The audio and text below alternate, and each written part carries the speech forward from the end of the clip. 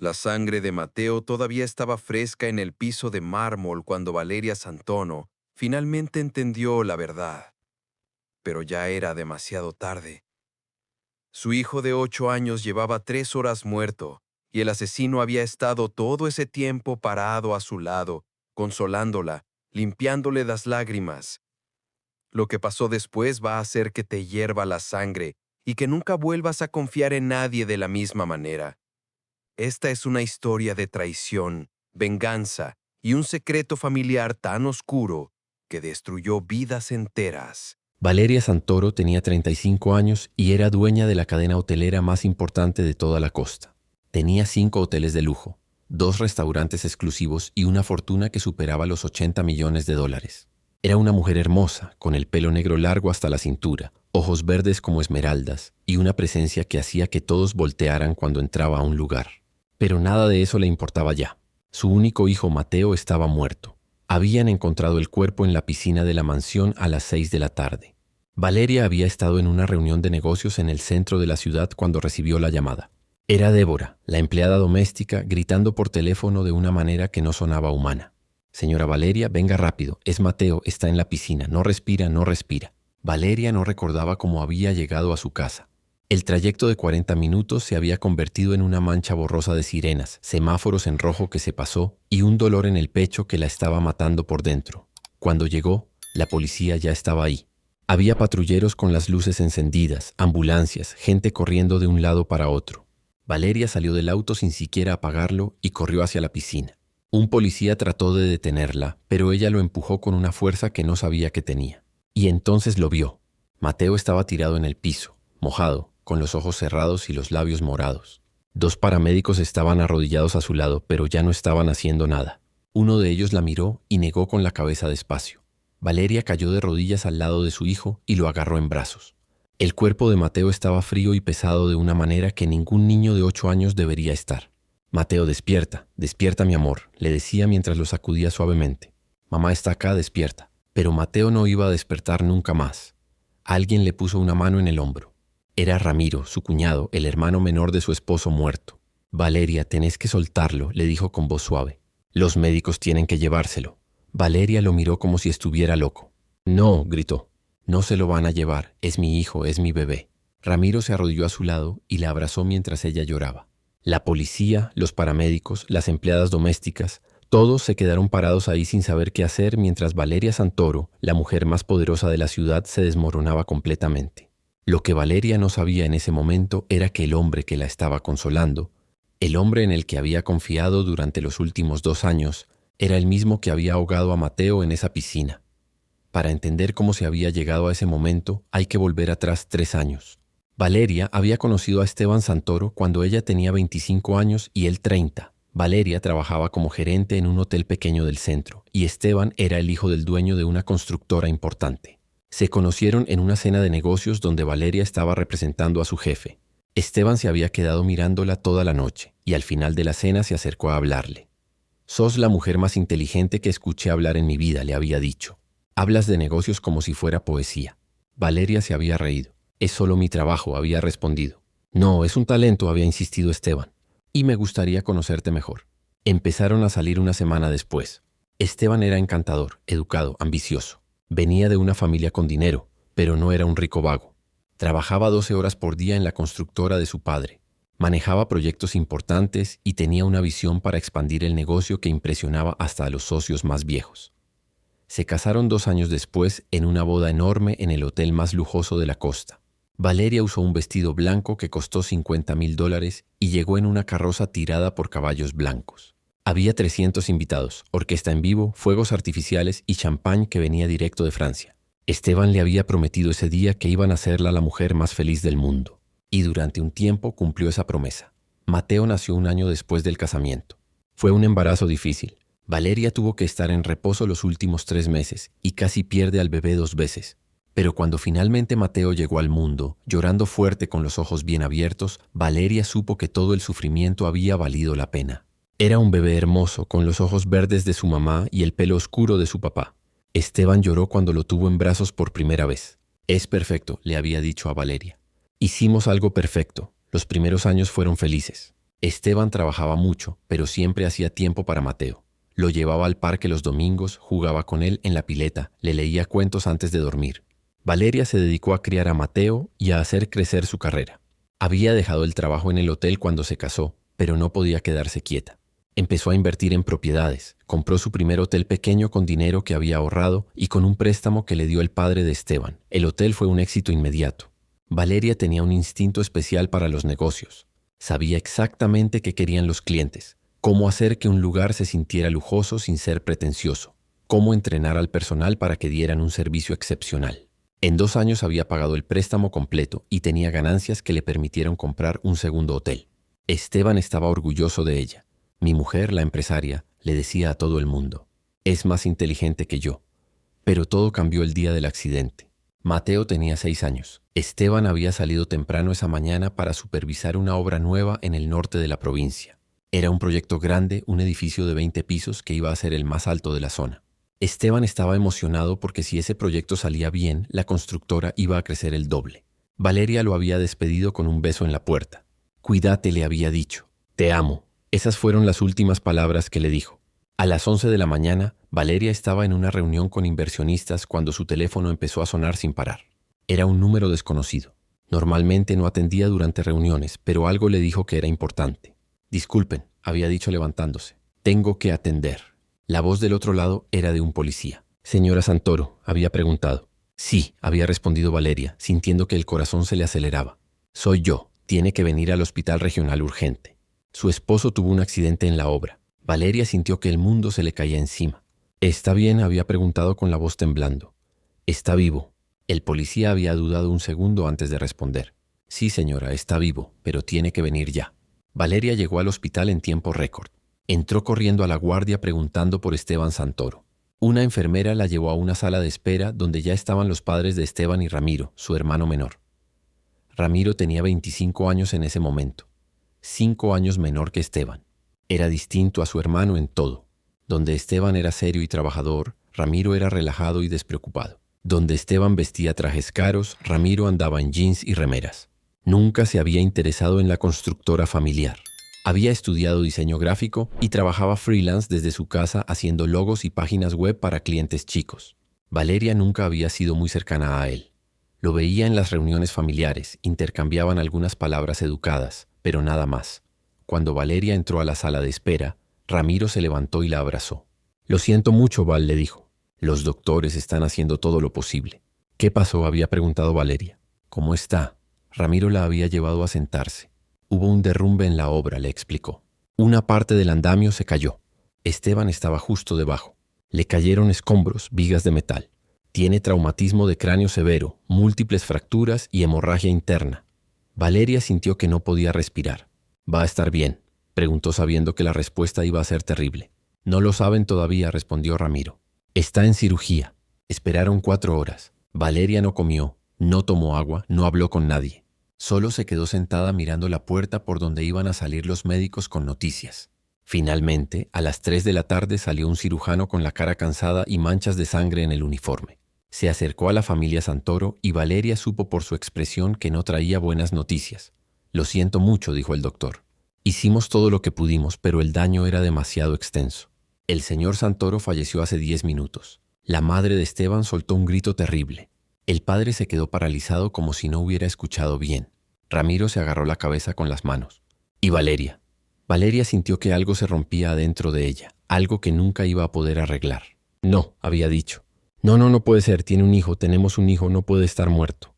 El funeral fue 3 días después. Cientos de personas vinieron a dar el pésame. Socios de negocios, empleados de la constructora, amigos, familia. Valeria estuvo parada al lado del ataúd cerrado durante horas, recibiendo abrazos y condolencias de gente que apenas conocía.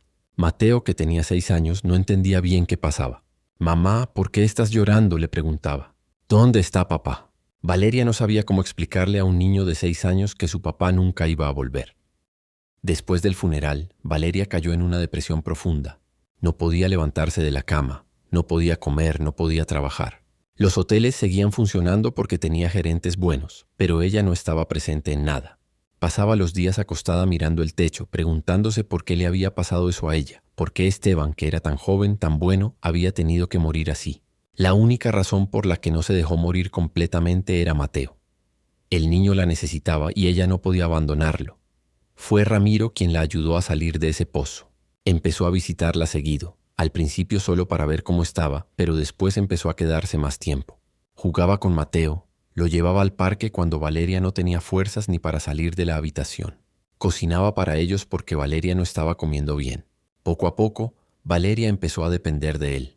Ramiro era la única persona que la hacía sentir que no estaba completamente sola.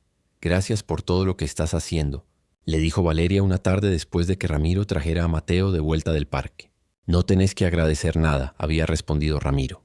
«Esteban era mi hermano. Ustedes son mi familia. Yo quiero estar acá».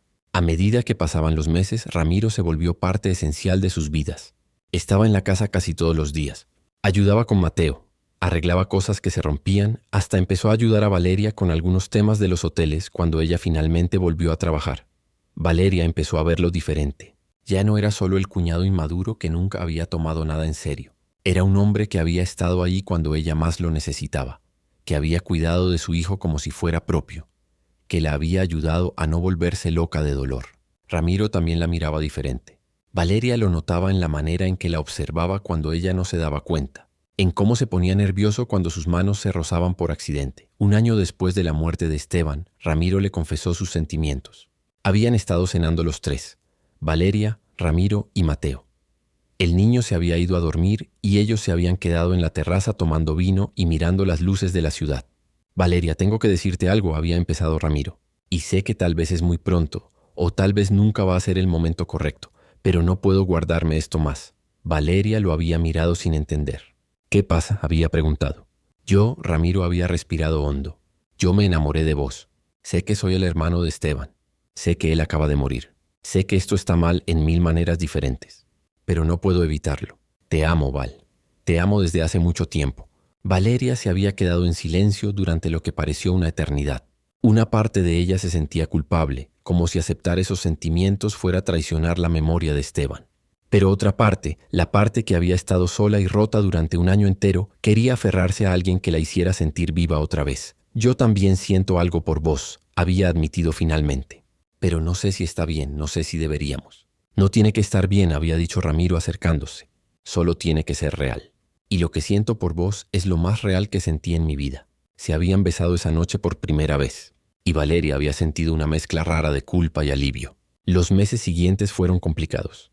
Mantuvieron la relación en secreto al principio porque sabían que la familia no lo iba a entender. Los padres de Esteban ya estaban destrozados por la muerte de su hijo. Si se enteraban de que Valeria estaba con Ramiro, su otro hijo iba a ser demasiado para ellos. Pero eventualmente la verdad salió. La madre de Esteban los vio besándose en el jardín durante una reunión familiar. El escándalo fue terrible. «¿Cómo pudiste?», le había gritado a Valeria. «Mi hijo ni siquiera tiene 2 años de muerto y vos ya estás con su hermano. Es una falta de respeto, es una traición». Valeria había tratado de explicarle que el amor no se planea, que ella no había buscado eso, que simplemente había pasado. Pero la familia no quería escuchar. Dejaron de hablarle a Ramiro. Decían que era un aprovechado, que se había metido con Valeria por interés en su dinero. A pesar de todo, Valeria y Ramiro siguieron juntos. Se mudó oficialmente a la mansión un año después de que empezaran la relación. Mateo lo quería mucho. Para el niño, Ramiro era como un segundo papá, el hombre que había estado ahí cuando más lo necesitaba. Ramiro también quería a Mateo, o eso parecía. Jugaba con él, lo ayudaba con las tareas, iba a sus eventos del colegio. Valeria pensaba que había encontrado una segunda oportunidad de ser feliz. Pero todo era mentira. Ramiro nunca había amado a Valeria. Nunca había querido a Mateo. Desde el primer día, desde el momento en que se acercó a ella después del funeral de Esteban, todo había sido parte de un plan para quedarse con la fortuna de Valeria. Y ese plan incluía matar a Mateo. Ahora, 3 horas después de encontrar el cuerpo de su hijo en la piscina, Valeria estaba sentada en el sofá de la sala con una manta sobre los hombros a pesar de que hacía calor. Ramiro estaba a su lado agarrándole la mano. Los policías habían estado haciendo preguntas durante las últimas 2 horas. Querían saber quién había estado en la casa ese día, quién había visto a Mateo por última vez, si el niño sabía nadar bien. Débora, la empleada doméstica, les había explicado entre lágrimas que Mateo había salido al jardín después de hacer las tareas del colegio. Ella estaba limpiando los cuartos del piso de arriba cuando escuchó un chapuzón grande. Al principio no le dio importancia porque Mateo siempre se metía en la pileta. Pero después de 20 minutos se dio cuenta de que no escuchaba ningún ruido de agua ni de juego. Bajé corriendo, había contado Débora llorando, y lo vi flotando boca abajo en el medio de la piscina. Me tiré vestida a sacarlo. Traté de hacerle respiración boca a boca como vi en la tele, pero no funcionaba. Llamé a emergencias, llamé a la señora Valeria, no sabía qué más hacer. El detective a cargo, un hombre de unos 50 años con cara cansada, había anotado todo en su libreta. Señora Santoro, había preguntado mirando a Valeria. ¿Su hijo sabía nadar? Sí, había respondido Valeria con voz ronca de tanto llorar. Nadaba desde los 4 años. Era muy buen nadador. Por eso no entiendo qué pasó. Estos accidentes pasan a veces, había dicho el detective. Un calambre, un golpe en la cabeza contra el borde de la piscina, cualquier cosa puede hacer que un niño se ahogue incluso si sabe nadar. Vamos a hacer una autopsia para determinar la causa exacta de muerte. Ramiro había apretado la mano de Valeria. Va a estar bien, le había susurrado. Vamos a superar esto juntos. Pero en ese momento, mientras el detective seguía haciendo preguntas, Valeria notó algo. Un detalle pequeño que no tendría que haber llamado su atención, pero lo hizo. Ramiro tenía el pelo mojado. No completamente mojado, sino húmedo, como si se hubiera duchado hacía un rato y todavía no se le había secado del todo. Y sus zapatos, que estaban al lado de la puerta, también estaban húmedos. Algo frío y terrible empezó a formarse en el estómago de Valeria. Una sospecha tan horrible que su mente no quería aceptarla. Pero ahí estaba, creciendo como un veneno. Ramiro le preguntó despacio. ¿Por qué tenés el pelo mojado? Ramiro la miró sin entender. ¿Qué? Había preguntado. Tu pelo, insistió Valeria. Está mojado. Y tus zapatos también. Ramiro se había reído de una manera que sonó falsa incluso para él. Ah, sí, me duché antes de que llegaras. Estaba transpirando del gimnasio. Pero Valeria sabía que Ramiro no había ido al gimnasio ese día. Le había dicho en la mañana que iba a trabajar desde casa porque tenía varios proyectos con fecha límite. La sospecha se convirtió en certeza de una manera tan rápida y brutal que Valeria sintió que se iba a desmayar. No, dijo levantándose del sofá de golpe. No puede ser. Valeria, ¿qué pasa? Había preguntado Ramiro tratando de agarrarla del brazo. Val, cálmate, fuiste vos, había dicho Valeria retrocediendo. Vos mataste a Mateo. La sala entera se quedó en silencio. Débora dejó de llorar. Los policías se voltearon a mirarlos.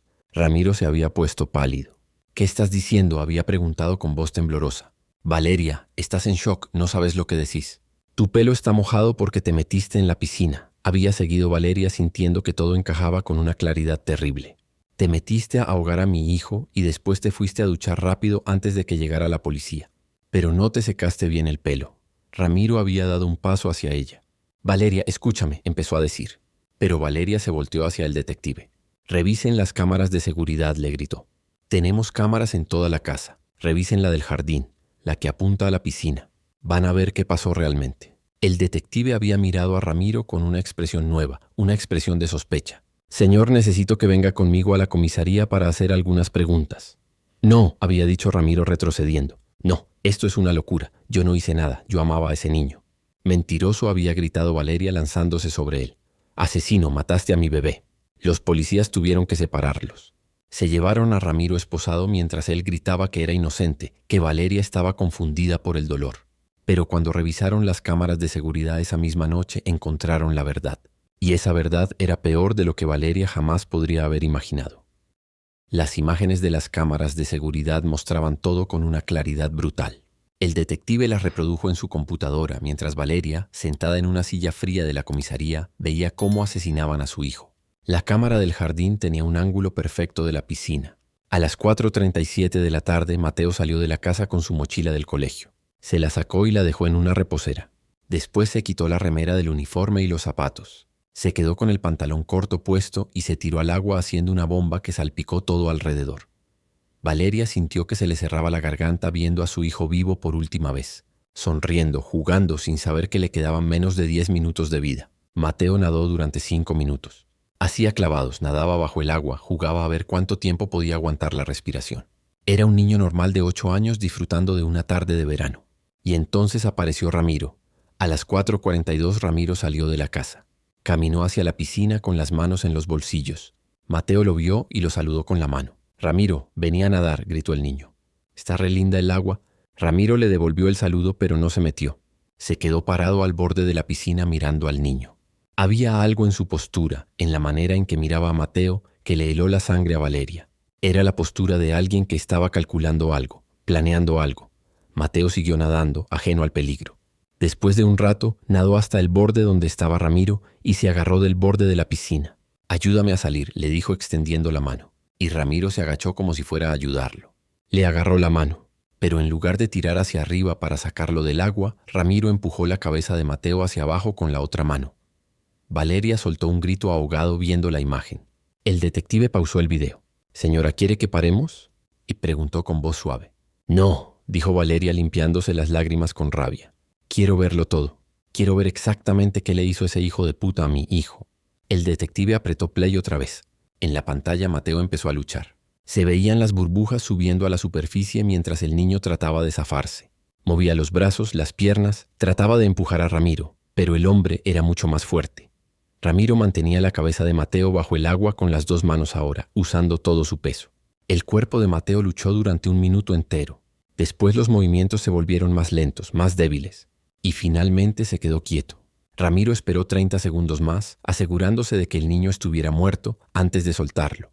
El cuerpo de Mateo flotó hacia el centro de la piscina, boca abajo, con los brazos extendidos como si estuviera volando. Ramiro se quedó parado ahí mirando lo que había hecho durante casi 1 minuto entero. Después se dio vuelta y entró a la casa caminando despacio, como si nada hubiera pasado. El video seguía corriendo. Pasaron 15 minutos. El cuerpo de Mateo seguía flotando en el agua. Y entonces apareció Débora corriendo desde la casa. Se tiró vestida a la piscina y sacó a Mateo. Lo puso en el piso y empezó a hacerle respiración boca a boca y compresiones en el pecho, llorando y gritando por ayuda. El detective apagó la computadora. Valeria estaba temblando. Su hijo había estado solo, asustado, luchando por su vida mientras el hombre en quien ella confiaba lo ahogaba. Y después Ramiro había entrado a la casa, se había duchado tranquilamente, se había cambiado de ropa y había esperado a que llegara la policía para actuar como el cuñado preocupado y destrozado. «Quiero verlo», dijo Valeria de repente. «Quiero verlo ahora». «Señora, no creo que sea buena idea», empezó a decir el detective. «No me importa lo que pienses», lo interrumpió Valeria poniéndose de pie. «Ese hombre mató a mi hijo. Quiero mirarlo a los ojos y quiero que sepa que sé lo que hizo». El detective suspiró y la llevó a la sala de interrogatorios. Ramiro estaba sentado en una mesa de metal, esposado, con un abogado de oficio a su lado. Cuando vio entrar a Valeria, se puso pálido. «Val», empezó a decir. «No me llames así», lo interrumpió Valeria con una voz tan fría que hasta el abogado se estremeció. «No tenés derecho a llamarme por mi nombre después de lo que hiciste». «Valeria, yo no hice nada», insistió Ramiro. «Tenés que creerme». «Vimos el video», dijo Valeria acercándose a la mesa. «Debimos ahogar a Mateo. Debimos mantener su cabeza bajo el agua hasta que dejó de moverse. Así que no me vengas con mentiras». Ramiro se quedó callado. El abogado le puso una mano en el brazo advirtiéndole que no dijera nada, pero Ramiro lo ignoró. «Mira, Val», empezó con voz temblorosa. «Sé que esto se ve mal. Sé que parece que yo». «No parece nada», lo cortó Valeria. «Lo hiciste. Mataste a mi hijo. Y lo único que quiero saber es por qué. ¿Por qué matarías a un niño de 8 años que te quería, que te decía papá, que confiaba en vos?» Ramiro bajó la mirada. «No entenderías», murmuró. «Haceme entender», exigió Valeria golpeando la mesa con las manos. «Dame una razón. Una sola puta razón por la que mi hijo tenía que morir». Y entonces Ramiro levantó la vista y Valeria vio algo en sus ojos que le dio más miedo que todo lo demás. Vio frialdad, cálculo, falta total de remordimiento. «Por la plata», dijo Ramiro simplemente. «Lo maté por tu plata». El silencio en la sala fue absoluto. Hasta el detective que estaba parado en la puerta se quedó helado. «¿Qué?», susurró Valeria. Ramiro se recostó en la silla como si le estuviera contando algo obvio. «Tu testamento. Cuando murió Esteban, vos cambiaste el testamento. Todo tu dinero, todos tus hoteles, todas tus propiedades, todo iba a ir a Mateo si vos morías. Yo no iba a heredar nada. Y entonces te di cuenta», dijo Valeria sintiendo que se le revolvía el estómago, «que si Mateo moría yo iba a cambiar el testamento otra vez y vos ibas a ser el beneficiario». «Exacto», dijo Ramiro con una sonrisa que no llegó a sus ojos. «Sos inteligente, siempre lo fuiste». Valeria sintió que iba a vomitar. «Pero yo te amaba», dijo con voz quebrada. «Confiaba en vos. Te dejé entrar en mi vida, en la vida de Mateo». «¿Cómo pudiste?» «Fue fácil», respondió Ramiro encogiéndose de hombros. «Me acerqué a vos después de que murió Esteban porque sabía que estabas vulnerable. Sabía que necesitabas a alguien. Y yo necesitaba tu dinero». Valeria recordó todos esos meses después de la muerte de Esteban. Cómo Ramiro había estado ahí todos los días, ayudándola, consolándola, cuidando de Mateo. Había pensado que era bondad, que era amor familiar, pero había sido manipulación desde el principio. Ni siquiera me querías, dijo Valeria más para sí misma que para él. Nada de esto fue real. No, confirmó Ramiro. No te quería. Sos linda, eso sí. Y sos interesante cuando hablas de negocios. Pero no, nunca te amé. ¿Y Mateo? Preguntó Valeria sintiendo lágrimas calientes bajándole por las mejillas. Ese niño te adoraba. Vos eras como su papá. Era un obstáculo, dijo Ramiro con tanta frialdad que Valeria sintió que se le congelaba el alma. Nada más, un obstáculo entre yo y 80 millones de dólares. En ese momento Valeria se lanzó sobre él, cruzó la mesa y le empezó a pegar con los puños, gritando, llorando, queriendo hacerle sentir una fracción del dolor que ella estaba sintiendo. «Te voy a matar», gritaba mientras los policías la agarraban. «Te voy a hacer sufrir como hiciste sufrir a mi hijo». Llevaron a Valeria fuera de la sala mientras Ramiro se quedaba sentado con la cara sangrando de los golpes que le había dado. El abogado trataba de hablar con él, pero Ramiro solo miraba la puerta por donde se había ido Valeria con una expresión que era imposible de leer. Los días siguientes fueron una pesadilla. La historia salió en todos los medios. Cuñado asesina a niño de 8 años para heredar fortuna de 80 millones. Los periodistas acamparon afuera de la mansión de Valeria. Había cámaras, reporteros gritando preguntas cada vez que alguien salía o entraba. El funeral de Mateo fue una semana después del asesinato. Valeria había querido algo privado, solo ella y algunas personas cercanas, pero terminó siendo un evento mediático. Había fotógrafos escondidos entre los árboles del cementerio, helicópteros de canales de noticias sobrevolando el lugar.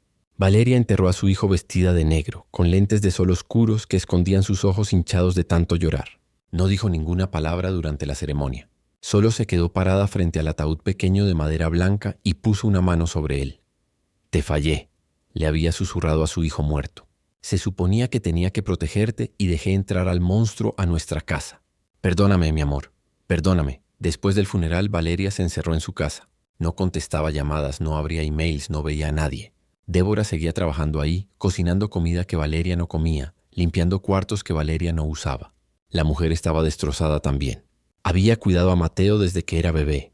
Lo había visto crecer, había estado ahí para sus primeros pasos, sus primeras palabras, y no había podido salvarlo. Una noche, 2 semanas después del asesinato, Débora encontró a Valeria sentada en el cuarto de Mateo. La mujer estaba en el piso, rodeada de juguetes, fotos, ropa del niño. «Señora», la llamó Débora suavemente, «debería descansar». «No puedo dormir», dijo Valeria sin levantar la vista. «Cada vez que cierro los ojos lo veo. Veo a Mateo pidiendo ayuda en esa piscina mientras ese monstruo lo ahogaba». Débora se sentó en el piso al lado de ella. «Yo también lo veo», admitió. «Sueño con ese día todo el tiempo. Sueño que llego más rápido, que lo salvo». «No fue tu culpa», dijo Valeria mirándola por primera vez. «Vos trataste de salvarlo. Hiciste todo lo que pudiste. Pero yo dejé entrar al asesino a nuestra casa. Yo dormí con él, le di acceso a mi hijo. Esto es culpa mía». «No, señora», dijo Débora con firmeza. «Esto es culpa de Ramiro y de nadie más. Él planeó todo, él mintió, él mató. Usted fue otra víctima de él». Pero Valeria no se perdonaba a sí misma. Había señales que había ignorado. Pequeñas cosas raras sobre Ramiro que nunca le habían gustado del todo pero que había descartado. Como esa vez. 6 meses atrás, cuando había vuelto temprano de un viaje de negocios y había encontrado a Ramiro en su oficina, revisando papeles. Él había dicho que estaba buscando una factura de la empresa de internet para pagar la cuenta. Pero ahora Valeria se daba cuenta de que probablemente estaba revisando sus documentos financieros, su testamento, buscando información sobre su fortuna. O esa otra vez cuando Mateo le había dicho, casi como al pasar, que Ramiro a veces era raro con él. «¿Qué querés decir con raro?», le había preguntado Valeria. «No sé», había respondido Mateo. «A veces me mira como si estuviera enojado conmigo, pero después se ríe y dice que está jugando». Valeria había pensado que eran imaginaciones de niño. Pero Mateo había visto la verdad. Había sentido que algo no estaba bien, y ella no le había hecho caso. El juicio empezó 3 meses después del asesinato. El fiscal tenía un caso sólido. Tenían el video de las cámaras de seguridad mostrando el asesinato. Tenían los testimonios de expertos que confirmaban que Mateo había sido ahogado a propósito. Tenían las pruebas financieras mostrando que Ramiro estaba en bancarrota y que sabía sobre el testamento de Valeria. La defensa trató de alegar locura temporal. El abogado de Ramiro argumentó que su cliente había tenido un brote psicótico, que no estaba en control de sus acciones cuando mató a Mateo. Trajeron psiquiatras que testificaron que Ramiro sufría de trastornos de personalidad, que había tenido una infancia traumática, que no entendía completamente lo que estaba haciendo. Pero el fiscal destrozó esa defensa. Mostró que Ramiro se había duchado después del asesinato, que se había cambiado de ropa, que había actuado completamente normal cuando llegó la policía. Un hombre en estado psicótico no hace eso, argumentó el fiscal.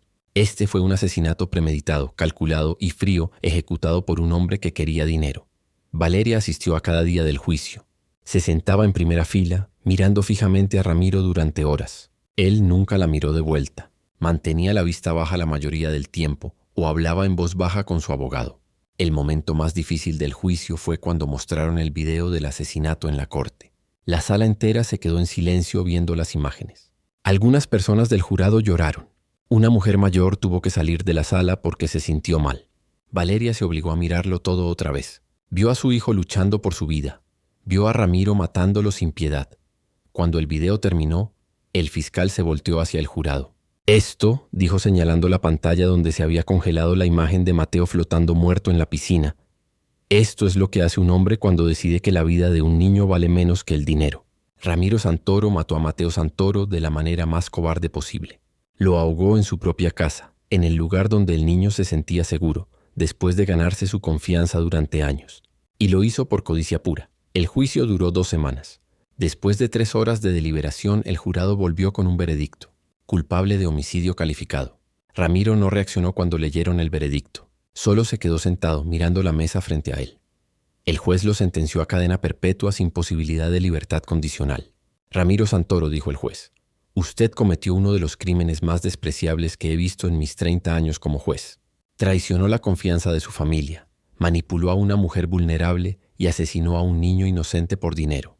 Va a pasar el resto de su vida en prisión, y eso todavía es más misericordia de la que usted mostró cuando ahogó a Mateo Santoro. Valeria pensó que sentirse aliviada cuando escuchó la sentencia. Pensó que habría algún tipo de paz sabiendo que Ramiro iba a estar encerrado para siempre. Pero no sintió nada, solo vacío. Después de que se llevaron a Ramiro, Valeria se quedó sentada en la sala de la corte durante mucho tiempo. El fiscal se acercó al hablar con ella. Señora Santoro, lamento mucho su pérdida, le dijo. Sé que ninguna sentencia va a traer de vuelta a su hijo, pero espero que esto le dé algo de paz. No hay paz, respondió Valeria con voz hueca. Mi hijo está muerto. El hombre que se suponía que lo tenía que cuidar lo mató. Y yo fui tan estúpida que no vi nada. No fue su culpa, dijo el fiscal. Ramiro Santoro es un psicópata. Gente como él es experta en manipular a otros. Valeria sintió sin realmente escuchar. Se levantó y salió de la corte por una puerta trasera para evitar a los periodistas. Cuando llegó a su casa, le dijo a Débora que tomara una semana libre. Necesitaba estar sola. Esa noche Valeria caminó por su mansión vacía. Era una casa enorme, con 12 habitaciones, 2 salas de estar, una biblioteca, gimnasio, cine privado. Había comprado esa casa cuando los negocios empezaron a ir muy bien, pensando que iba a ser el lugar donde Mateo crecería, donde haría recuerdos felices. Ahora era un museo de todo lo que había perdido. Fue al cuarto de Mateo. Lo había mantenido exactamente como estaba el día que murió. La cama seguía sin hacer. Los juguetes seguían tirados en el piso. La mochila del colegio todavía estaba en la silla. Valeria se acostó en la cama de su hijo y respiró hondo, tratando de oler algún rastro de él. Pero ya no quedaba nada, solo el olor a cuarto cerrado. Se quedó ahí acostada durante horas, mirando el techo, pensando en todo lo que había perdido. Mateo nunca iba a cumplir 9 años. Nunca iba a terminar la primaria. Nunca iba a tener su primer amor. Nunca iba a ir a la universidad. Nunca iba a darle nietos. Todo su futuro le había sido robado por un hombre que solo veía números cuando miraba a la gente.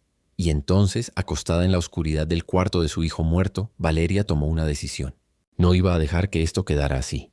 Ramiro estaba en prisión, sí, pero eso no era suficiente. Valeria quería que sufriera de verdad. Quería que sintiera una fracción del dolor que ella estaba sintiendo. Y tenía los recursos y las conexiones para hacer que eso pasara. Al otro día, Valeria empezó a hacer llamadas. Tenía contactos en todos lados después de años de hacer negocios. Políticos, jueces, empresarios y también gente del otro lado de la ley. Gente que hacía trabajos sucios por el precio correcto. Pero mientras Valeria planeaba su venganza, algo más estaba empezando a desenredarse. Algo que iba a revelar que la muerte de Mateo era solo la punta de un iceberg mucho más grande y oscuro, porque Ramiro no había actuado solo. Y lo que Valeria estaba por descubrir iba a cambiar todo lo que creía saber sobre su vida, sobre su familia y sobre la muerte de su primer esposo. 3 días después de la sentencia, Valeria recibió una visita inesperada. Era tarde en la noche cuando sonó el timbre de la mansión. Valeria no esperaba a nadie y por un momento consideró no abrir. Pero algo la hizo levantarse del sofá donde había estado sentada las últimas 4 horas mirando al vacío. Abrió la puerta y encontró a un hombre de unos 60 años que no reconoció inmediatamente. Era alto, delgado, con cabello gris perfectamente peinado y un traje caro pero discreto. Llevaba un maletín de cuero que parecía viejo pero bien cuidado. «Señora Santoro», dijo el hombre con voz grave, «mi nombre es Alberto Fuentes. Fui el abogado personal de su difunto esposo, Esteban». Valeria frunció el ceño. «No recuerdo haberlo visto en el funeral. No estuve. Estaba fuera del país cuando Esteban murió. Pero he estado siguiendo el caso de su hijo y el juicio contra Ramiro Santoro. Y hay algo que necesita saber. Algo que debía haberle dicho hace 3 años». Valeria sintió un escalofrío recorrerle la columna. «¿De qué está hablando? ¿Puedo pasar?» «Es una conversación que no debería tener en la puerta». Valeria lo dejó entrar y lo guió hasta la sala. Alberto se sentó en el sofá y puso el maletín sobre la mesa de centro. «Señora Santoro, lo que voy a contarle va a cambiar todo lo que cree saber sobre la muerte de su esposo. El accidente en la obra», dijo Valeria sintiendo que el corazón comenzaba a acelerarse. «¿Qué tiene que ver eso con Mateo?» Alberto abrió el maletín y sacó una carpeta gruesa. «Porque no fue un accidente». Las palabras quedaron flotando en el aire como humo tóxico. Valeria se quedó paralizada, incapaz de procesar lo que acababa de escuchar. «¿Qué quiere decir con que no fue un accidente?». Alberto sacó documentos de la carpeta y los extendió sobre la mesa. «2 semanas antes de morir, Esteban vino a mi oficina. Estaba asustado. Me dijo que había descubierto algo terrible sobre la constructora familiar, que su padre y su hermano Ramiro habían estado desviando fondos durante años, usando materiales baratos en las obras para quedarse con la diferencia». Valeria sintió náuseas. ¿Ramiro trabajaba en la constructora? Él siempre dijo que nunca le interesó el negocio familiar. Mentira. Ramiro trabajó ahí desde los 18 años. Era el encargado de compras de materiales. Y su trabajo le daba acceso perfecto para el fraude que estaban cometiendo. Alberto le mostró registros contables, facturas falsificadas, emails entre Ramiro y proveedores. Todo documentaba un esquema de corrupción que había estado operando durante al menos 5 años. «Esteban descubrió todo esto por accidente», continuó Alberto. «Estaba revisando los libros preparándose para una auditoría externa cuando notó las irregularidades. Confrontó a su padre y a Ramiro. Le dijeron que era un mal necesario para mantener la empresa competitiva, que todos en la industria hacían lo mismo. Pero Esteban no lo aceptó», dijo Valeria sabiendo cómo era su difunto esposo. «Exacto. Me dijo que iba a ir a las autoridades, que no le importaba destruir el negocio familiar si eso significaba hacer lo correcto. Le aconsejé que tuviera cuidado, que gente con tanto que perder podía ser peligrosa. Pero él insistió». Alberto sacó otro documento. 3 días antes del accidente, Esteban cambió su testamento. Dejó todo a usted y a Mateo, y añadió una cláusula específica. Si algo le pasaba en circunstancias sospechosas, quería que yo entregara toda esta evidencia a las autoridades. ¿Por qué no lo hizo cuando él murió? Alberto bajó la mirada con culpa visible. «Porque me amenazaron. El padre de Esteban me visitó 2 días después del funeral. Me dijo que si yo hacía algo con esos documentos, mi familia sufriría. Tengo una esposa, 3 hijos, nietos. Soy un cobarde, señora Santoro. Elegí proteger a mi familia sobre hacer justicia». Valeria sintió una mezcla de ira y comprensión. «¿Y por qué viene ahora?». «Porque Ramiro mató a un niño de 8 años. Porque ya no puedo vivir con este secreto. Y porque el padre de Esteban murió hace 6 meses de un infarto. Ya no puede amenazarme». Valeria tomó los documentos con manos temblorosas. «¿Está diciendo que Ramiro mató a Esteban?». «No puedo probarlo directamente, pero sí puedo probar que tenía motivo. Con Esteban muerto, el negocio fraudulento podía continuar.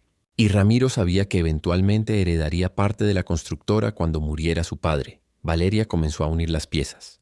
«Y después se acercó a mí. No porque me amara, sino porque usted heredó todo de Esteban, incluyendo su parte de la constructora. Si Ramiro se casaba con usted, tendría acceso a todo.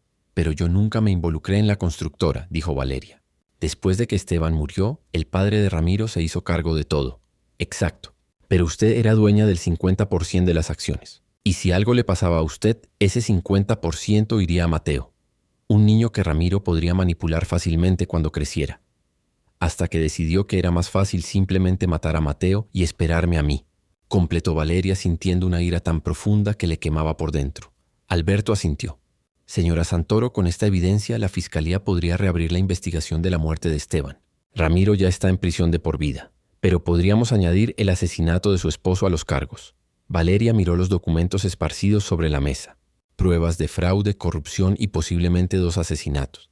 ¿Quién más estaba involucrado?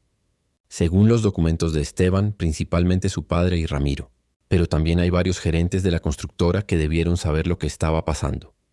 Valeria se levantó y caminó hacia las ventanas que daban al jardín. Podía ver la piscina desde ahí, la piscina donde había muerto Mateo. Habían vaciado el agua días después del asesinato, pero Valeria no había podido ordenar que la llenaran otra vez. Señor Fuentes, dijo sin voltearse, ¿puedo quedarme con estos documentos? Por supuesto. Son copias. Los originales están en un lugar seguro. Bien, porque voy a usar esto. Pero no de la manera que usted piensa. Alberto se puso de pie, claramente incómodo. Señora Santoro, entiendo su dolor, pero debe hacer esto legalmente. Si trata de tomar venganza por su cuenta, no voy a matarlo, lo interrumpió Valeria volteándose para mirarlo.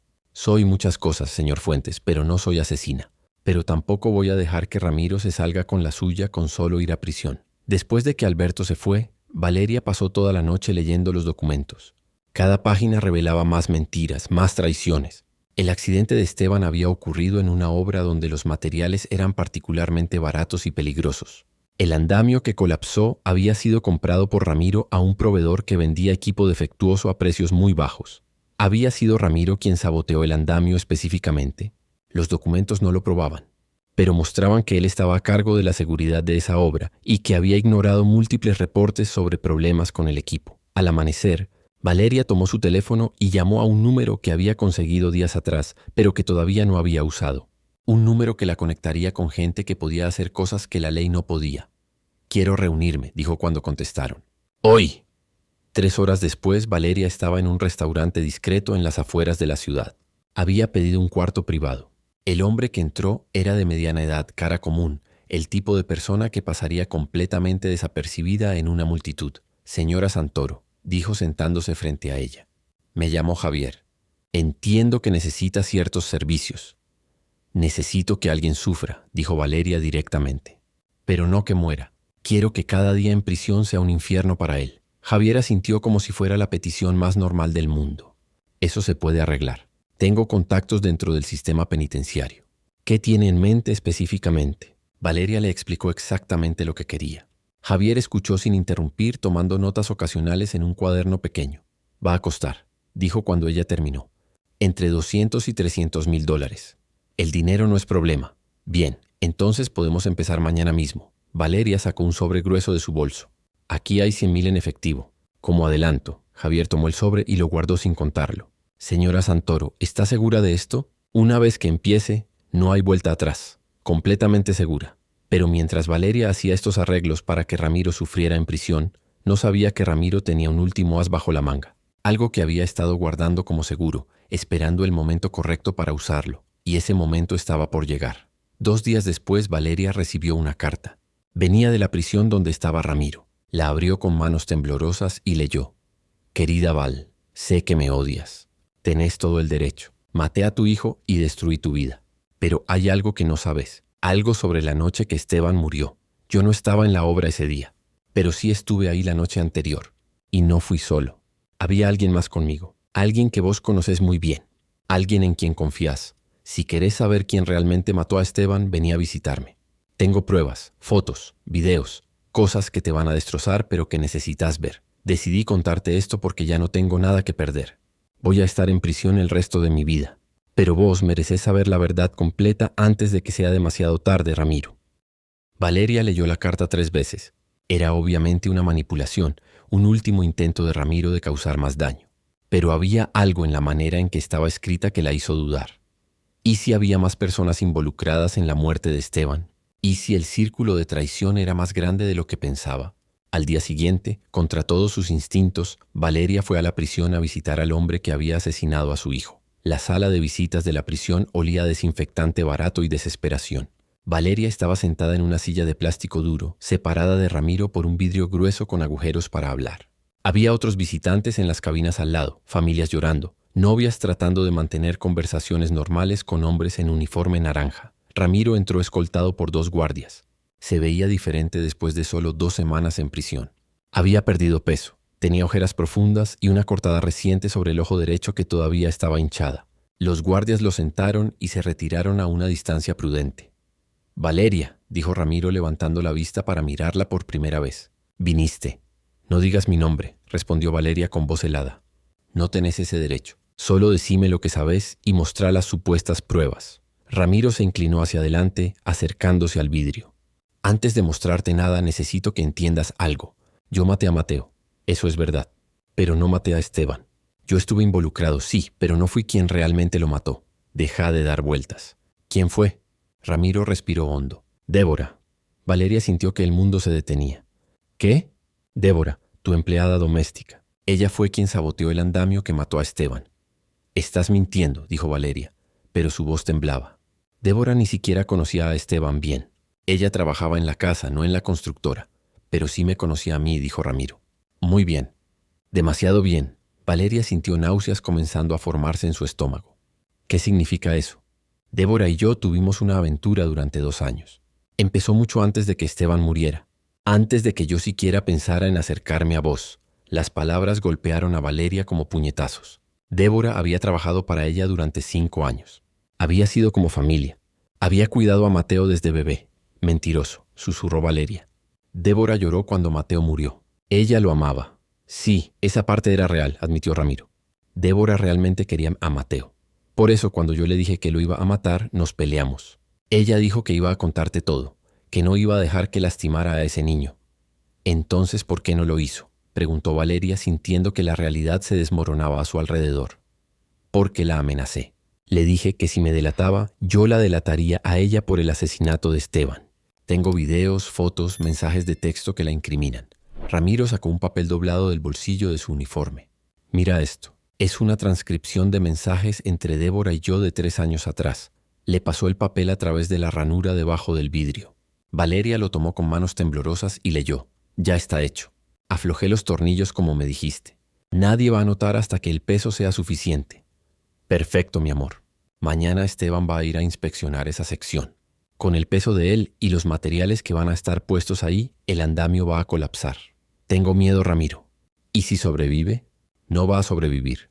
Es una caída de 15 metros. Pero si lo hace, tiene que parecer un accidente. No puedes actuar raro cuando te enteres. ¿Y después? ¿Me vas a dejar como prometiste? Te lo prometo, mi amor. Una vez que Esteban esté muerto y yo herede la empresa, vos y yo vamos a estar juntos. Solo tenés que esperar un tiempo prudente. Valeria dejó caer el papel como si quemara. No, no puede ser real. Es real, Val. Todo es real. Los originales están en un pendrive escondido en un lugar que solo yo sé. Lo guardé como seguro en caso de que Débora decidiera volverse contra mí. ¿Por qué me estás contando esto ahora? Ramiro sonrió con amargura. Porque quiero que sepas que no sos la única que fue traicionada. Débora también te traicionó. Estuvo en tu casa todos estos años, llorando contigo cuando Esteban murió, cuidando a Mateo, siendo tu confidente. Y todo ese tiempo sabía que ella había ayudado a matarlo. Valeria se levantó de golpe. Esto es otra manipulación. Estás tratando de destruir lo único bueno que me queda. Débora intentó salvar a Mateo ese día, es verdad, continuó Ramiro, pero solo porque se había encariñado con él. No porque fuera una buena persona. Es una asesina, Val. Igual que yo. ¿Por qué tenía ella algún motivo para querer a Esteban muerto? Por mí. Porque yo le prometí que íbamos a estar juntos. Le pinté una fantasía de que una vez que Esteban muriera y yo tomara control de la empresa, nos íbamos a casar. Ella me creyó porque era joven y estúpida y yo sabía exactamente qué decirle. ¿Cuántos años tenía Débora cuando empezó esto? Ramiro desvió la mirada. 22. Era una niña, dijo Valeria, sintiendo una nueva ola de asco. La manipulaste para que cometiera un asesinato. Sí, la manipulé, igual que te manipulé a vos. Igual que manipulé a Mateo para que confiara en mí. Soy un monstruo, Val. Pero no soy el único monstruo en tu vida. Valeria se sentó otra vez procesando toda la información. Si esto es verdad, ¿por qué Débora se quedó trabajando para mí después de que Esteban murió? ¿Por qué no se fue? Porque yo le dije que se quedara. Necesitaba tener a alguien cerca de vos que me mantuviera informado. Débora me contaba todo lo que hacías, todo lo que decías, todo lo que planeabas. Entonces ella sabía que vos ibas a matarme eventualmente. No, eso nunca fue parte del plan original. Solo iba a esperar a que cambiaras el testamento poniéndome como beneficiario después de la muerte de Mateo. Débora pensaba que una vez que yo tuviera acceso a tu fortuna, nos íbamos a ir juntos a algún lugar lejano. Pero vos nunca tuviste intención de hacer eso. Por supuesto que no. Débora era una herramienta. Una vez que ya no la necesitaba, iba a deshacerme de ella también. Valeria sintió una mezcla confusa de horror por Débora y odio hacia ella. ¿Dónde están las pruebas que mencionaste? El pendrive. Está escondido en tu propia casa, dijo Ramiro con una sonrisa cruel. En el cuarto de servicio donde Débora duerme, dentro de la lámpara del escritorio. Hay un compartimento falso en la base. ¿Por qué me estás diciendo todo esto? Ramiro se recostó en su silla. Porque quiero que Débora sufra tanto como yo voy a sufrir. Ella intentó tomar el camino moral al final, tratando de salvar a Mateo. Pero ya era demasiado tarde. Ella ya tenía sangre en las manos. Y quiero que pague por eso. Vos solo querés causar más daño, dijo Valeria. Querés destruir a la única persona que quedaba en mi vida. Tal vez. Pero eso no hace que lo que te dije sea mentira. Busca el pendrive, Val. Mira los videos, lee los mensajes. Después decidí qué hacer con esa información. Valeria se levantó otra vez. Si esto resulta ser otra mentira, no es mentira. Ojalá lo fuera. Sería más fácil si yo fuera el único villano de esta historia. Valeria salió de la prisión sintiendo que ya no sabía que era real. Condujo de vuelta a su casa en automático, su mente procesando todo lo que Ramiro le había dicho. Una parte de ella no quería creerle, pero otra parte, la parte que había aprendido que la gente en la que más confiaba podía ser capaz de traiciones impensables, sabía que tenía que verificar. Cuando llegó a la mansión, era media tarde. Débora estaba en la cocina preparando la cena, algo que había seguido haciendo a pesar de que Valeria apenas comía. «Señora Valeria», dijo Débora con una sonrisa cuando la vio entrar. No sabía que iba a volver tan temprano. ¿Quiere que le prepare algo especial para cenar? Valeria la miró como si la estuviera viendo por primera vez. Débora tenía 27 años ahora. Era bonita de una manera simple, con cabello castaño largo y ojos oscuros que siempre habían parecido amables. Había estado en la casa durante 5 años. Había visto a Mateo crecer. Había estado ahí el día que el niño murió. «No tengo hambre», dijo Valeria. «Débora, ¿podés venir a la sala un momento? Necesito hablar con vos». «Por supuesto, señora». Débora se limpió las manos en el delantal y siguió a Valeria a la sala. Se sentaron en los mismos sofás donde 2 semanas atrás habían llorado juntas por Mateo. «Débora», comenzó Valeria tratando de mantener la voz calmada. «Necesito preguntarte algo y quiero que seas completamente honesta conmigo. Lo que sea, señora. ¿Tenías una relación con Ramiro?» El color se fue completamente de la cara de Débora. «¿Qué?» «Una relación romántica. ¿Estabas involucrada con él?» Débora comenzó a temblar. «Señora Valeria, yo...» «¿Sí o no, Débora?» Los ojos de Débora se llenaron de lágrimas. «Sí», susurró finalmente. «Pero terminó hace mucho tiempo. Antes de que usted y él empezaran a salir. ¿Cuánto tiempo duró esa relación?» 2 años. Empezó poco después de que yo empezara a trabajar acá. Valeria sintió que su sospecha se confirmaba, pero necesitaba ir más profundo. «¿Y qué rol jugaste vos en la muerte de Esteban?» Débora se puso de pie de golpe. No sé de qué me habla. «Débora, Ramiro me lo contó todo. Sé que vos saboteaste el andamio. Sé que vos ayudaste a matarlo». Débora comenzó a llorar, un llanto desesperado que hacía que todo su cuerpo temblara. «Yo no quería. Él me hizo hacerlo. Me dijo que si no lo ayudaba, él iba a decirle a usted sobre nuestra relación y me iban a echar. Yo necesitaba este trabajo, señora. Mi familia depende del dinero que mando a casa». «¿Entonces lo hiciste? ¿Realmente aflojaste los tornillos del andamio?» Débora se derrumbó en el sofá, cubriéndose la cara con las manos. «Sí, Dios me perdone, sí lo hice. Pero no pensé que realmente iba a pasar.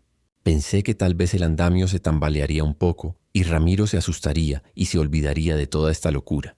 No pensé que el señor Esteban iba a morir. Pero murió. Y vos te quedaste acá durante 3 años, viviendo en mi casa, cuidando a mi hijo, sabiendo lo que habías hecho. Traté de irme», sollozó Débora. «Después del funeral, le dije a Ramiro que me iba, que no podía seguir viviendo con esta culpa. Pero él me amenazó. Me dijo que si me iba, él me iba a acusar del asesinato. Me mostró los mensajes, los videos que había tomado de mí entrando a la obra esa noche. Me dijo que tenía pruebas suficientes para mandarme a prisión de por vida. Y cuando Ramiro empezó a salir conmigo, me destrozó», admitió Débora. «Él me había prometido que íbamos a estar juntos. Me había dicho que una vez que el señor Esteban muriera, él iba a hacerse cargo de la empresa y que nos íbamos a casar. Pero después empezó a perseguirla a usted y me di cuenta de que todo había sido mentira». Valeria sintió una pequeña chispa de compasión por Débora a pesar de todo. La mujer había sido manipulada y usada igual que ella, pero eso no borraba lo que había hecho. «¿Sabías que Ramiro iba a matar a Mateo?» Débora levantó la vista con ojos desesperados. «No al principio. Me enteré 2 días antes. Lo escuché hablando por teléfono con alguien sobre cambiar el testamento una vez que Mateo ya no estuviera. Al principio no entendí, pero después me di cuenta de lo que estaba planeando. ¿Y no hiciste nada? Traté de advertirlo. Le dije que si le hacía algo a Mateo, yo iba a contarle todo a usted. Él se rió y me mostró otra vez las pruebas contra mí. Me dijo que si yo decía algo, los dos íbamos a ir a prisión, pero que él se iba a asegurar de que mi sentencia fuera mucho peor que la suya.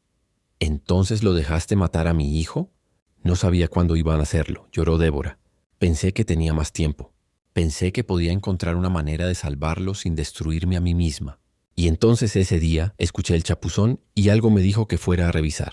Cuando bajé y lo vi, traté de salvarlo. Hice todo lo que pude. Pero ya era demasiado tarde. Ya era demasiado tarde, repitió Débora con voz quebrada.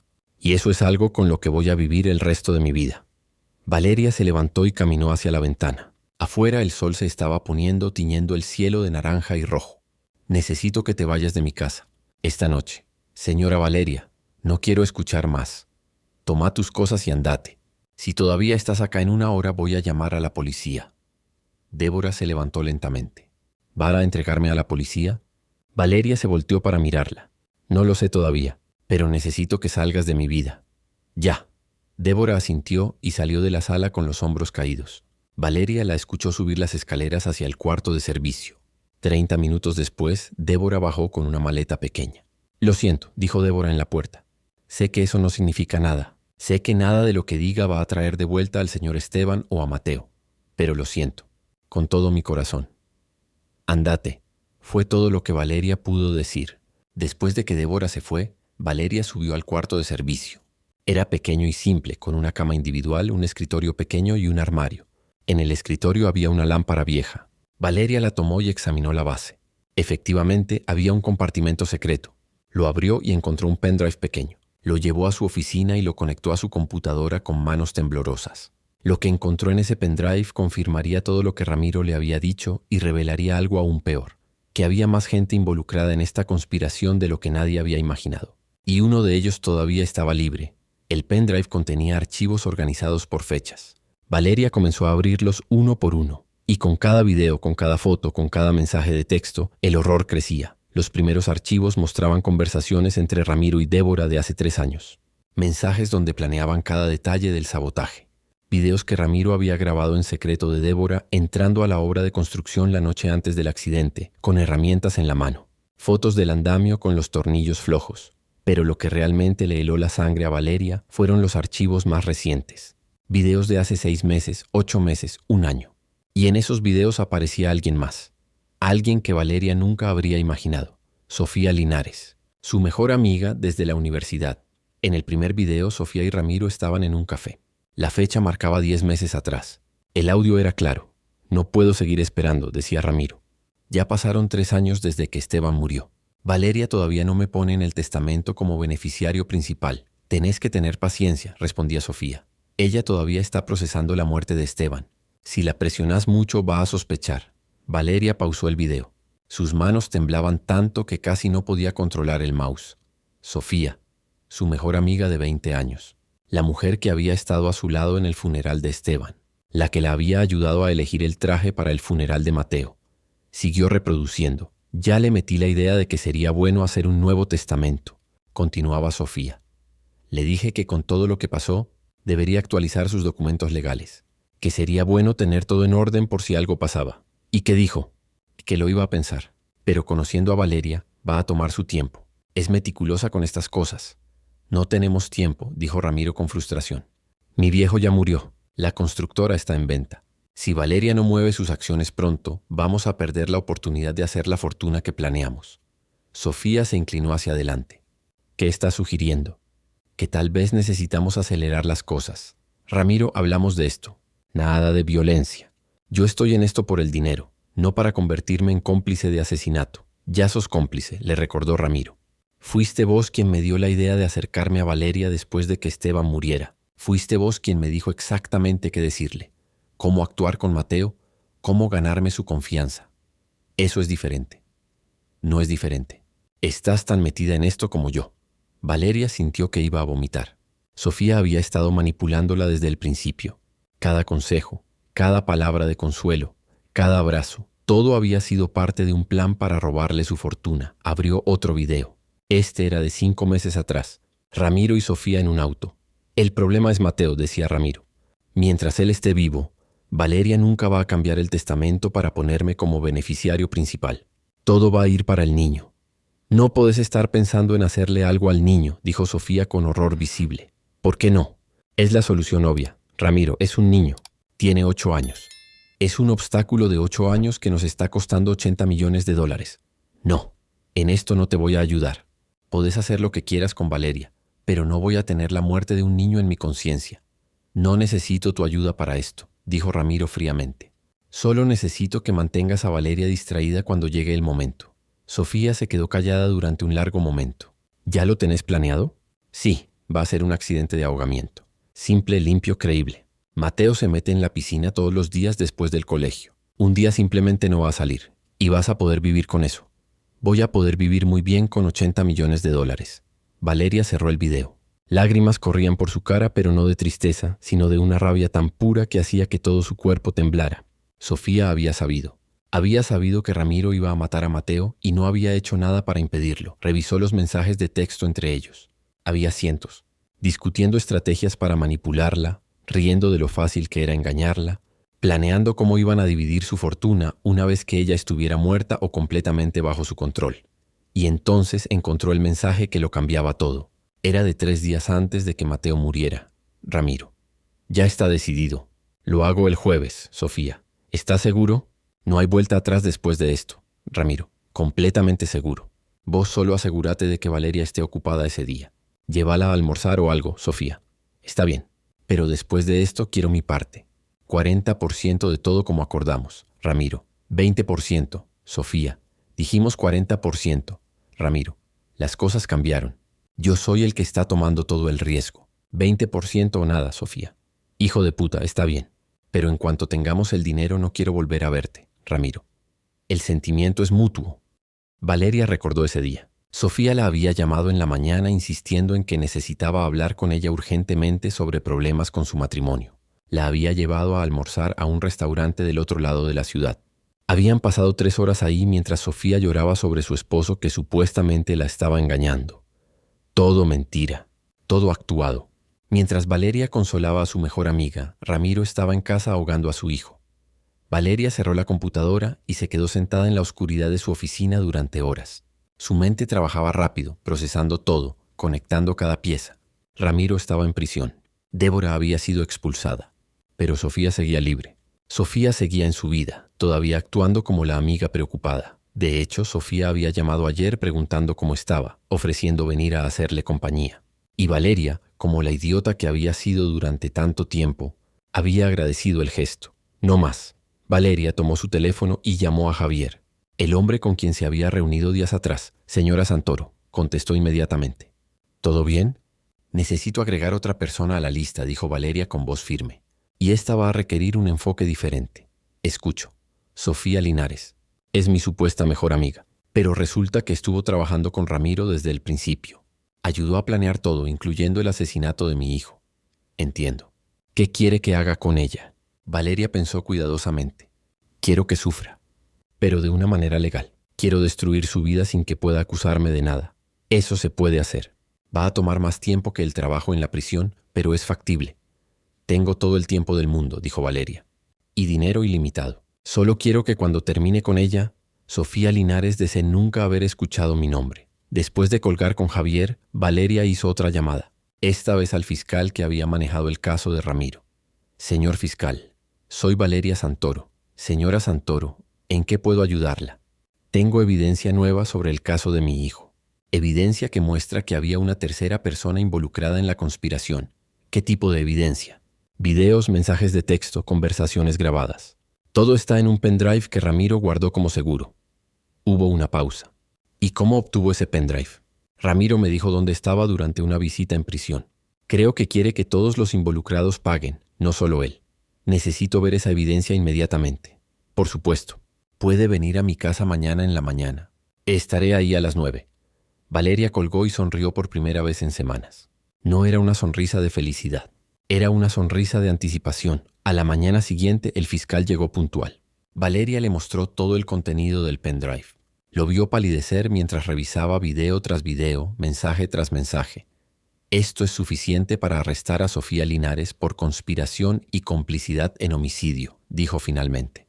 Sabía sobre el plan de asesinar a Mateo y no hizo nada para impedirlo. En algunos estados eso la hace tan culpable como el asesino mismo. ¿Cuánto tiempo podría recibir? Entre 15 y 30 años, dependiendo de cómo se presente el caso y qué tan buenos sean sus abogados. Quiero que reciba el máximo. Vamos a hacer todo lo posible. Señora Santoro. Esa misma tarde, la policía arrestó a Sofía en su casa. Valeria vio las noticias desde su sala. Cámaras mostraban a Sofía siendo sacada de su mansión en Esposas, gritando que era inocente, que todo era un malentendido. Su teléfono comenzó a sonar. Era Sofía llamando desde la comisaría. Valeria contestó. Valeria, gracias a Dios, sollozó Sofía. Esto es una locura. Me arrestaron por el asesinato de Mateo. Tenés que decirles que yo no tuve nada que ver. Pero sí tuviste que ver, dijo Valeria con calma. Vi los videos, Sofía. Escuché las conversaciones. Leí los mensajes. Sé todo. Silencio del otro lado. Después la voz de Sofía cambió completamente. Ya no era la amiga desesperada. Era fría, calculadora. Ramiro te mostró el pendrive. Sí, ese idiota. Sabía que no podía confiar en él. ¿Cómo pudiste, Sofía? Éramos amigas desde la universidad. Estuviste en mi boda. Cargaste a Mateo cuando nació. ¿Querés que te diga la verdad, Val? Te tenía envidia. Siempre la tuviste todo tan fácil. Familia con dinero, esposo rico, negocios exitosos. Mientras yo me tuve que casar con un hombre que apenas gana lo suficiente para mantener las apariencias. Cuando vi la oportunidad de tomar algo de lo que vos tenías tanto, la tomé. Así que todo fue por envidia. Todo fue por supervivencia. En este mundo, Val, o tomás lo que querés o te morís pobre y olvidada. Yo elegí tomar. Y ahora vas a pagar. Tengo buenos abogados. Voy a salir de esto. No lo creo, dijo Valeria. Te voy a destruir, Sofía. Voy a usar cada recurso que tengo para asegurarme de que pases el resto de tu vida en prisión. Y cuando salgas, si es que salís, no te va a quedar nada. Ni dinero, ni reputación, ni amigos. Nada. Me está amenazando, señora Santoro. No es una amenaza. Es una promesa. Valeria colgó. Los meses siguientes fueron un torbellino de actividad legal. El juicio de Sofía fue incluso más mediático que el de Ramiro. La historia de la mejor amiga que traiciona y ayuda a planear el asesinato del hijo de su amiga captó la atención nacional. Los abogados de Sofía trataron de argumentar que ella no sabía realmente que Ramiro iba a matar a Mateo, que pensaba que solo estaba bromeando. Pero los videos y mensajes eran demasiado claros. Había sabido y había elegido no hacer nada. El testimonio más devastador vino de Ramiro mismo. El fiscal hizo un trato con él. Testimonio completo contra Sofía a cambio de mejores condiciones en prisión. Ramiro aceptó y contó todo desde el estrado. Describió cómo Sofía había sido la que originalmente sugirió que se acercara a Valeria después de la muerte de Esteban. Cómo ella le había dado consejos detallados sobre qué decir, cómo actuar, cómo ganar la confianza de Valeria y Mateo. Sofía fue la arquitecta de todo este plan, testificó Ramiro. Yo fui el que lo ejecutó, pero ella fue quien diseñó cada paso. Sofía lo miró con odio puro desde su mesa. Durante el receso, Valeria la vio gritándole a sus abogados en la sala. El jurado deliberó durante 2 días. Cuando volvieron, el veredicto fue unánime, culpable de conspiración para cometer homicidio, complicidad en asesinato y obstrucción de la justicia. La sentencia fue 25 años de prisión sin posibilidad de libertad condicional durante los primeros 15 años. Cuando leyeron la sentencia, Sofía se desmoronó. Lloró, gritó, rogó por misericordia. Pero el juez fue inflexible. Usted tuvo múltiples oportunidades de hacer lo correcto, le dijo. Pudo haber advertido a la señora Santoro. Pudo haber llamado a la policía. Pudo haber salvado la vida de ese niño. Pero eligió el dinero sobre la vida de un inocente. Y ahora va a pagar las consecuencias. Después del juicio, Valeria se quedó en la sala vacía. Había conseguido justicia. Ramiro estaba en prisión de por vida. Sofía estaba en prisión por 25 años. Débora había huido del país, según le informó un investigador privado que había contratado, probablemente sabiendo que eventualmente la evidencia del pendrive la alcanzaría también, pero ninguna cantidad de justicia traía de vuelta a Mateo. Ninguna sentencia llenaba el vacío en su pecho donde solía estar su hijo. Valeria salió de la corte por última vez y subió a su auto. Manejó sin rumbo durante horas, eventualmente encontrándose en el cementerio donde estaba enterrado Mateo junto a su padre Esteban. Se arrodilló frente a las 2 lápidas. Ya terminó, les dijo a los muertos. Todos los que te lastimaron van a pagar, mi amor. Te lo prometí y cumplí. Pero mientras estaba ahí arrodillada, Valeria se dio cuenta de algo terrible. La venganza no dolía menos. La justicia no llenaba el vacío. Había destruido las vidas de todos los que la habían traicionado, pero eso no cambiaba el hecho de que ella iba a pasar el resto de su vida sin su hijo, y esa iba a ser su verdadera prisión. No rejas de metal, sino recuerdos de lo que había perdido y nunca podría recuperar. Mientras el sol se ponía sobre el cementerio, Valeria se quedó ahí, entre las tumbas de los dos hombres que había amado, y finalmente permitió que el peso completo de su pérdida la aplastara. 6 meses después del juicio de Sofía, Valeria seguía visitando el cementerio todas las semanas. Llevaba flores frescas, limpiaba las lápidas y se quedaba sentada en el pasto contándoles a Esteban y Mateo sobre su día como si pudieran escucharla. Pero algo había cambiado en ella durante esos meses. La rabia que la había consumido comenzó a transformarse en algo diferente. No en paz, eso nunca iba a llegar, pero sí en una comprensión dolorosa de que su vida tenía que seguir de alguna manera. Una tarde de otoño, mientras estaba en el cementerio, una mujer mayor se acercó a ella. Tenía unos 70 años, cabello blanco corto y ojos amables. «Disculpe», dijo la mujer. «¿Usted es Valeria Santoro?» Valeria se tensó. Después de tanto tiempo en los medios, ya no confiaba en extraños que se acercaban. «Sí, ¿quién pregunta?» «Mi nombre es Elena Fuentes. Soy la madre de Alberto Fuentes, el abogado que la visitó hace meses». Valeria se levantó del pasto. «¿Le pasó algo a su hijo?» No, Alberto está bien, pero yo vengo por otro motivo». Elena señaló un banco cercano. «¿Podemos sentarnos un momento?» Se sentaron y Elena respiró hondo antes de hablar. «Mi hijo me contó toda su historia, sobre Esteban, sobre los documentos que guardó por años, sobre su cobardía. Me avergoncé de él cuando me lo contó. No debería. Protegió a su familia. Sí, pero a costa de la justicia. Y eso tiene un precio». Elena sacó un sobre de su cartera. «Señora Santoro, yo trabajé como secretaria en la constructora de la familia Santoro durante 30 años. Me retiré hace 5 años, pero durante todo ese tiempo vi cosas. Escuché conversaciones y guardé copias de documentos que pensé que algún día podrían ser importantes». «¿Qué tipo de documentos?» «Pruebas de que el padre de Ramiro sabía exactamente lo que su hijo estaba haciendo. No solo el fraude en los materiales, sino también el plan para matar a Esteban». Valeria sintió que se le cortaba la respiración. ¿El padre de Ramiro sabía? No solo sabía, fue él quien sugirió la idea. Elena le entregó el sobre. «Aquí hay emails, memorandos, grabaciones de reuniones. El padre de Ramiro le dijo a su hijo que Esteban era un obstáculo para el negocio, que si seguía insistiendo en reportar el fraude, iba a destruir la empresa y dejar a toda la familia en la ruina. Entonces Ramiro mató a Esteban por orden de su padre». «No exactamente. Ramiro tomó la decisión final. Pero fue su padre quien plantó la semilla, quien le dijo que a veces hay que hacer sacrificios por el bien mayor, quien le hizo creer que matar a su propio hermano era justificable». Valeria abrió el sobre con manos temblorosas. Dentro había docenas de documentos. Uno en particular le llamó la atención.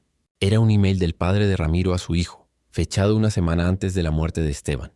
«Tu hermano siempre fue débil, demasiado moral para este negocio. Si no puedes hacerlo entrar en razón, entonces tendrás que tomar medidas más drásticas. La familia y el negocio son más importantes que un solo hombre, incluso si ese hombre es mi hijo. ¿Por qué me está mostrando esto ahora?», preguntó Valeria. «El padre de Ramiro ya está muerto, porque su legado no debería morir con él. Ese hombre construyó su imperio sobre mentiras, fraude y sangre. Sus otros socios, los que todavía están vivos y dirigiendo empresas exitosas, también estaban involucrados. Merecen pagar». Elena le dio nombres. 5 hombres que habían sido socios del padre de Ramiro en la constructora. Hombres que ahora dirigían sus propias empresas, que donaban a caridades, que aparecían en las portadas de revistas de negocios como ejemplos de éxito empresarial. Todos ellos sabían sobre el fraude, explicó Elena. Y algunos de ellos sabían sobre los planes para silenciar a Esteban. Uno de ellos, Héctor Maldonado, hasta ayudó a conseguir los hombres que manipularon el andamio. Valeria sintió que la rabia volvía, pero esta vez era diferente. Era más fría, más calculada. «Tiene pruebas de todo esto. Todo está en ese sobre. Y tengo copias guardadas en 3 lugares diferentes por si algo me pasa. ¿Por qué hace esto? ¿Por qué arriesgar su seguridad?». Elena miró hacia las lápidas de Esteban y Mateo. «Porque vi las fotos de su hijo en las noticias. Vi su cara, vi su sonrisa. Y pensé en mis propios nietos. Si alguien les hiciera daño y yo pudiera hacer algo para que pagaran, lo haría sin dudar. Consideré esto mi forma de honrar la memoria de su hijo». Valeria sintió lágrimas bajando por sus mejillas por primera vez en meses. «Gracias. No sabe lo que esto significa. Úselo bien, señora Santoro. Y cuando termine, Queme todo y olvídese de esta venganza. Su hijo no querría que pasara el resto de su vida consumida por el odio. Elena se levantó y se fue, dejando a Valeria sola con el sobre lleno de evidencia. Durante las siguientes semanas, Valeria trabajó con un equipo de abogados e investigadores privados. Verificaron cada documento, cada grabación, cada email. Todo era legítimo. La evidencia era aplastante. Valeria podría haber ido directamente a las autoridades, pero decidió tomar un camino diferente. Contrató al mejor equipo de relaciones públicas del país y organizó una conferencia de prensa. Invitó a todos los medios importantes. Y una mañana soleada, frente a cámaras de televisión y periodistas de todo el país, Valeria reveló todo. Mostró los documentos que probaban el fraude masivo en la constructora Santoro. Nombró a cada uno de los socios involucrados. Presentó evidencia de cómo habían usado materiales defectuosos en edificios que todavía estaban en pie, poniendo en riesgo a miles de familias. Y lo más devastador, mostró las comunicaciones que probaban que el padre de Ramiro había ordenado indirectamente el asesinato de su propio hijo Esteban. El escándalo fue masivo. Los 5 socios fueron arrestados en las siguientes 48 horas. Sus empresas colapsaron. Familias que vivían en edificios construidos por ellos fueron evacuadas mientras se hacían inspecciones de seguridad. 3 de los edificios fueron declarados inhabitables y tuvieron que ser demolidos. Pero gracias a que Valeria había revelado todo públicamente, nadie resultó herido. Las familias fueron reubicadas y compensadas. Los juicios tomaron 2 años. Al final, los 5 socios fueron condenados a penas de entre 15 y 30 años de prisión. Sus fortunas fueron confiscadas para pagar compensaciones a las víctimas del fraude, pero para Valeria, ninguno de estos resultados le dio la satisfacción que había esperado. Había destruido a todos los que habían lastimado a su familia. Había conseguido justicia, pero seguía sintiendo el mismo vacío. Una noche, un año después de la conferencia de prensa, Valeria estaba sola en su mansión. Había despedido a todo el personal después de lo de Débora. Ahora solo venía gente a limpiar 2 veces por semana, pero nunca se quedaban. Valeria vivía prácticamente sola en una casa de 12 habitaciones. Se encontró caminando hacia el cuarto de Mateo. No había entrado ahí en meses. Cuando abrió la puerta, el olor a cuarto cerrado la golpeó. Pero debajo de eso, si cerraba los ojos y respiraba hondo, todavía podía imaginar el olor de su hijo. Se sentó en la cama de Mateo y miró alrededor. Los juguetes cubiertos de polvo, los pósters en las paredes, la mochila del colegio todavía en la silla, y entonces vio algo que no había notado antes. En el escritorio de Mateo había un cuaderno abierto. Se acercó y leyó lo que su hijo había escrito días antes de morir. Composición. ¿Qué quiero ser cuando sea grande? Yo quiero ser doctor como le dije a mamá, pero no solo para curar gente. Quiero ser el tipo de doctor que ayuda a niños pobres que no tienen dinero para pagar. Porque mamá siempre me dice que cuando uno tiene mucho tiene que ayudar a los que tienen poco. También quiero hacer feliz a mi mamá. A veces la veo triste cuando piensa que no la estoy mirando. Sé que extraña a mi papá de verdad. Yo también lo extraño, aunque casi no me acuerdo de él. Pero tengo a Ramiro ahora y él es bueno conmigo. Cuando sea grande voy a ganar mucha plata como mamá y le voy a comprar todo lo que quiera para que nunca esté triste otra. ¿Ves? Valeria dejó caer el cuaderno y lloró. Lloró como no había llorado desde el día que encontraron a Mateo en la piscina. Lloró por su hijo que había sido tan bueno, tan inocente, tan lleno de planes para un futuro que nunca iba a tener. Lloró por Esteban, que había muerto tratando de hacer lo correcto. Lloró por ella misma, por la idiota que había sido al no ver las señales, al confiar en las personas equivocadas. Pero sobre todo, lloró porque se dio cuenta de algo terrible. Había pasado los últimos 2 años consumida por la venganza, destruyendo vidas, buscando justicia. Pero todo ese tiempo había olvidado algo que Mateo había sabido instintivamente a sus 8 años, que lo único que realmente importaba era el amor. Y ayudar a otros. A la mañana siguiente Valeria llamó a su equipo de abogados. Quiero vender todo, les dijo. Todos los hoteles, todas las propiedades, todo. Señora Santoro, ¿está segura? Son negocios muy rentables, completamente segura. Véndalos y pongan el dinero en un fondo. ¿Qué tipo de fondo? Un fondo de becas para niños de familias de bajos ingresos que quieran estudiar medicina. Lo vamos a llamar el Fondo Mateo Santoro. Durante los siguientes meses, Valeria supervisó personalmente la creación de la fundación. Estableció que daría becas completas a 50 estudiantes por año. Pagaría no solo la universidad, sino también el colegio secundario privado, libros, uniformes, todo lo que necesitaran. El primer requisito para aplicar era escribir una composición sobre por qué querían ser doctores y cómo planeaban usar esa educación para ayudar a otros. La noticia salió en todos los medios. La empresaria cuyo hijo fue asesinado crea fondo de $60 millones para educar a futuros médicos. Valeria recibió miles de aplicaciones el primer año. Leyó cada una personalmente y lloró con muchas de ellas. Niños de barrios pobres que querían sacar a sus familias de la pobreza. Niños que habían visto morir a seres queridos por falta de acceso a atención médica. Niños que, como Mateo, simplemente querían ayudar. Seleccionó a los primeros 50 estudiantes y los invitó a una ceremonia en un hotel. Cuando los vio entrar, nerviosos, con ropa prestada y zapatos lustrados, Valeria sintió algo que no había sentido en años: esperanza. Les dio la bienvenida y les habló sobre Mateo, sobre cómo era, qué le gustaba, qué soñaba hacer. Algunos de los niños lloraron. Otros la escucharon con atención total. Mi hijo no pudo cumplir su sueño, les dijo Valeria, pero ustedes van a cumplir el sueño por él. Y cada vez que ayuden a alguien, cada vez que salven una vida, Mateo va a vivir un poco a través de ustedes. Uno de los niños, un chico de 12 años de un barrio pobre, levantó la mano. Señora Santoro, ¿puedo preguntarle algo? Por supuesto. ¿Usted todavía está triste? La pregunta era tan directa, tan honesta, que Valeria tuvo que tomar un momento antes de responder. Sí, dijo finalmente. Todavía estoy triste, y probablemente voy a estar triste el resto de mi vida. Pero ahora también tengo algo más. Tengo propósito. Y tengo a ustedes. Los años pasaron. Los primeros becados del Fondo Mateo Santoro se graduaron de medicina. Muchos volvieron a trabajar en las comunidades donde habían crecido, abriendo clínicas gratuitas, tratando a pacientes que no podían pagar. Valeria asistió a cada graduación. Lloró de orgullo cuando los vio recibir sus diplomas. Y cada vez que uno de ellos le agradecía, ella les decía lo mismo. No me agradezcan a mí, agradézcanle a Mateo. Ramiro seguía en prisión. Valeria nunca lo visitó de nuevo después de ese día que le reveló lo de Débora y Sofía.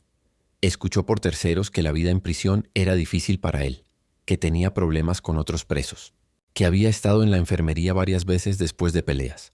Valeria sabía que su dinero había ayudado a hacer su vida más difícil ahí. Había pagado para que así fuera, pero con el tiempo incluso ese deseo de verlo sufrir se fue apagando. No porque lo hubiera perdonado, sino porque simplemente dejó de importarle. Sofía escribió cartas desde prisión pidiendo perdón. Valeria nunca las abrió. Las quemó todas sin leerlas. Débora nunca fue capturada. Había huido a otro país y aparentemente había cambiado su identidad. Valeria podría haber usado recursos para encontrarla, pero decidió no hacerlo. Débora tendría que vivir con su culpa por el resto de su vida y eso era castigo suficiente. 10 años después del asesinato de Mateo, Valeria tenía 45 años. El Fondo Mateo Santoro había dado becas a 500 estudiantes. 150 ya se habían graduado de medicina.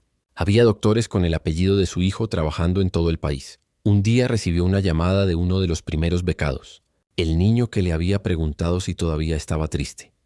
Señora Santoro, solo quería que supiera que acabo de realizar mi primera cirugía como médico principal. Le salvé la vida a una niña de 8 años que tenía una afección cardíaca. Sus padres no tenían dinero para el tratamiento, pero nuestra clínica lo hizo gratis.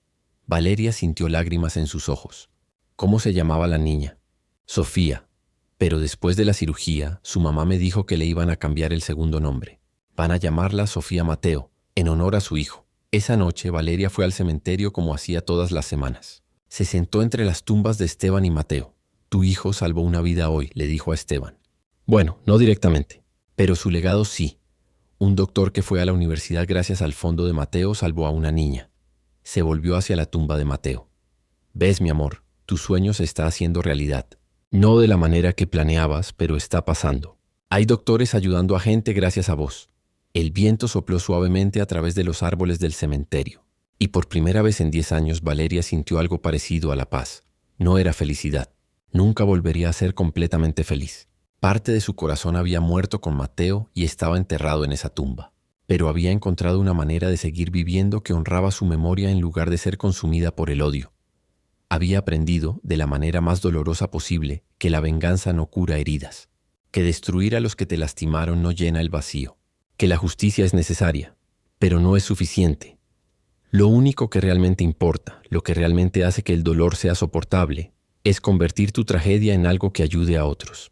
Es encontrar una manera de hacer que tu pérdida signifique algo. Valeria se levantó y puso flores frescas en ambas tumbas. Los amo, les dijo. Y voy a seguir haciendo que estén orgullosos. Mientras caminaba de regreso a su auto, su teléfono sonó. Era otro becado. llamando para decirle que acababa de abrir una clínica gratuita en el barrio más pobre de la ciudad. Valeria sonrió. Una sonrisa pequeña pero real. Su hijo había muerto.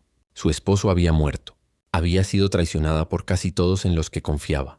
Había perdido años de su vida consumida por la venganza, pero al final había encontrado la única respuesta que importaba. El amor siempre gana. No de la manera que esperamos, no sin dolor, no sin pérdida. Pero al final, si eliges el amor sobre el odio, si eliges crear en lugar de destruir, si eliges honrar a los que perdiste ayudando a otros, entonces hay esperanza. Y a veces la esperanza es suficiente para seguir viviendo. Si esta historia te hizo sentir algo, si te hizo reflexionar sobre el perdón, la venganza y el poder de convertir el dolor en algo positivo, déjame un comentario. Y si conoces a alguien que esté pasando por una pérdida terrible, compartí esta historia. Porque a veces necesitamos que nos recuerden que incluso en la oscuridad más profunda, todavía podemos elegir la luz. Gracias por acompañarme en esta historia. Nos vemos en la próxima.